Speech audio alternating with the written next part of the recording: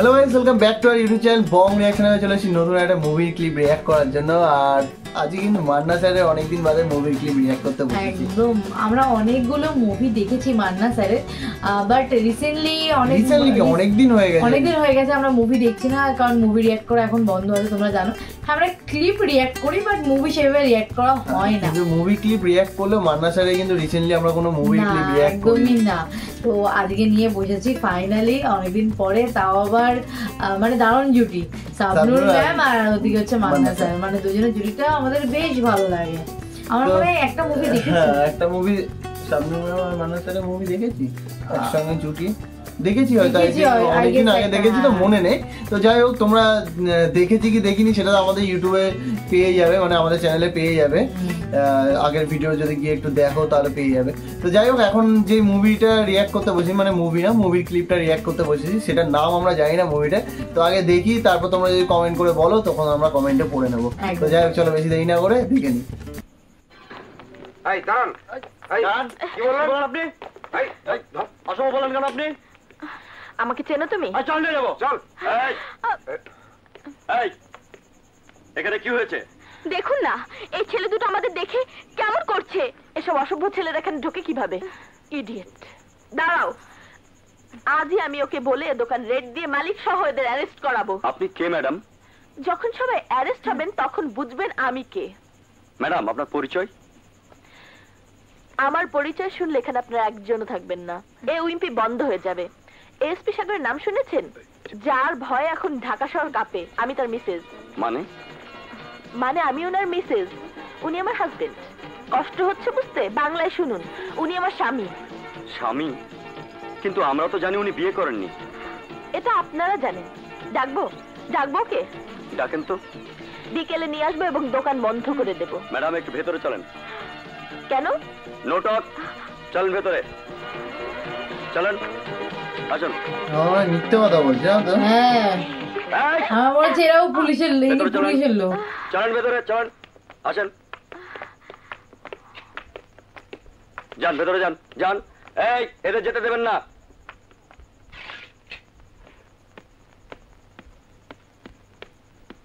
আমার মনে হচ্ছে ইনি উনার সহকর্মী হবে হয়তো। আমি বোধহয় আজ অফিসে আসবো না। এই যে মান্না স্যার। হ্যালো স্যার, গুলশানের উইম্পিতে একটা মেয়ে আপনার কথা বলছে। আপনি নাকি তাকে বিয়ে করেছেন। কি? আমি বিয়ে করেছি? Yes sir. ওরা কি চলে গেছে? না স্যার, আমি আটকে রেখেছি। আচ্ছা, ওদেরকে তুমি ধরে রাখো, আমি আসছি। Yes sir. আমার বউ? হ্যাঁ,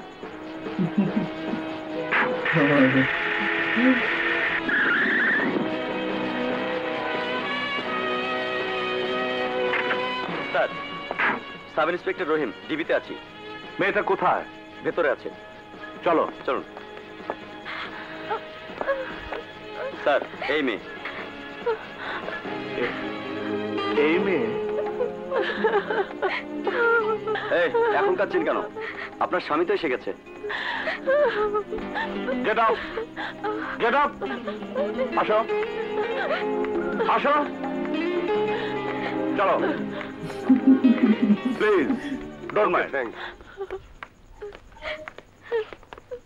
বসো, ওখানে বসো।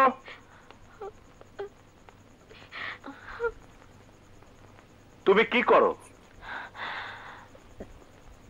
জাহাঙ্গীরনগর ইউনিভার্সিটিতে পড়ি। ইম্পসিবল। বাজে মেয়েরা ইউনিভার্সিটি ইডেনে পড়ে, হলে থাকে, এইসব কথা বলে তাদের দাম বাড়ায়। আমি তোমাকে এখানে কেন নিয়ে এসেছি জানো? কারণ এসপি সাগর, এই আমি সততা, নিষ্ঠা এবং কর্মদক্ষতা দিয়ে যে সুনাম অর্জন করেছি, তুমি তা এক মুহূর্তে শেষ করে দিতে পারো। তোমার মতো মেয়েরাই কোর্টে দাঁড়িয়ে বলে দিতে পারে, স্যার, উনি আমাকে রেপ করেছে। এবং এমন অনেক হচ্ছে। এদেশে নারী নির্যাতন এবং রেপ কেস নিয়ে যে মামলা হয়, তার প্রায় সবই তাই। আমার অফিসে আমার অনেক জুনিয়র অফিসার আছে। তুমি যে ঘটনা ঘটিয়েছ তা যদি তাদের কানে যায়, কেউ বিশ্বাস করবে, কেউ করবে না। বিশ্বাস করবে এমন যদি একজন হয়। এই মেয়ে, তাহলে আমার কি হবে বুঝতে পেরেছো? কি হবে আমার? এখন পেরেছি। আচ্ছা বলো তো, তোমাকে কি আমার পিছনে কেউ লেলিয়ে দিয়েছে? না। তুমি আমার পিছনে এভাবে লেগেছো কেন? আপনি তো অনেক বলেছেন, এবার আমাকে একটু বলার সুযোগ দিন। বলো। অনেক সময় অনেক কাজে হলের বাইরে আসতে হয়। যখন রাস্তায় আমি একা, তখন আমি সবার প্রেমিকা হয়ে যাই। যেদিকে তাকাই সেদিকে ছেলেরা আমার দিকে যেভাবে তাকায় তা আপনি পুরুষ লোক হয়ে বুঝতে পারবেন না। এ বয়সের একটি যুবতী মেয়ে হয়ে যদি রাস্তায় একা বের হতেন তাহলে বুঝতেন আমি কত অসহায়। এ সমাজে নিজেকে বাঁচানোর জন্য মিথ্যা কথা আশ্রয় নিতে হতো। মনে হয় অনেকগুলো বাঘের সামনে আমি একটা হরিণের বাচ্চা। তখন ওই বাঘের থাবা থেকে বাঁচার জন্য আমাকে মিথ্যের আশ্রয় নিতে হয়। কোথাও বলতে হয় আমি স্বরাষ্ট্রমন্ত্রীর ভাতিজি, কোথাও বলতে হয় মেজর জেনারেলের ভাগ্নি, আর কোথাও বলতে হয় আপনার মতো পুলিশ অফিসারের স্ত্রী। শুধু বাঁচার জন্য আজও দুটো বখাটে ছেলের হাত থেকে বাঁচার জন্য আপনার নাম বলেছিলাম। আর সেদিন বিয়ে বাড়িতে যাওয়ার জন্য কি করেছিলাম তা তো জানেনি, সেটাও ভয়ে। মুভিটা ইন্টারেস্টিং আছে বলো? হ্যাঁ, মানে ক্লিপটা দারুণ ইন্টারেস্টিং লাগলো আমাদের। আর দুজনের অ্যাক্টিং কিন্তু খুবই স্পেশাল লাগে আমাদের কাছে।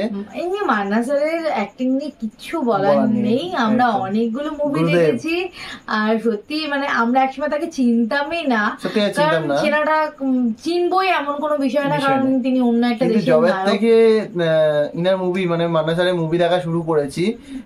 সত্যি মানুষটা এতটা আমার মনে লেগে গেছে, আর এতটা সুন্দর অ্যাক্টিং আর স্পিচ লাইন গুলো মানে বলা ডায়লগ গুলো বলার স্টাইলটা দারুণ। তারপরে লুকও খুব সুন্দর ছিল, তারপরে লম্বা চওড়া, দেখতে ভালো। আমরা যেই মুভিটা থেকে তাকে চিনেছি অবভিয়াসলি মনে লাগার মতনই কাজ করেছে সেই মুভিটার মানে এত পাওয়ারফুল অ্যাক্টিং, তো সেখানে যে কোনো মানুষ তার প্রতি আকৃষ্ট হবে, যে কোনো মানুষ তার অ্যাক্টিং দেখার পরে তার প্রেমে পড়ে যাবে অবভিয়াসলি। তো যাই হোক, সত্যিকার আমার কাছে আমাদের কাছে গুরুদেবই লাগে।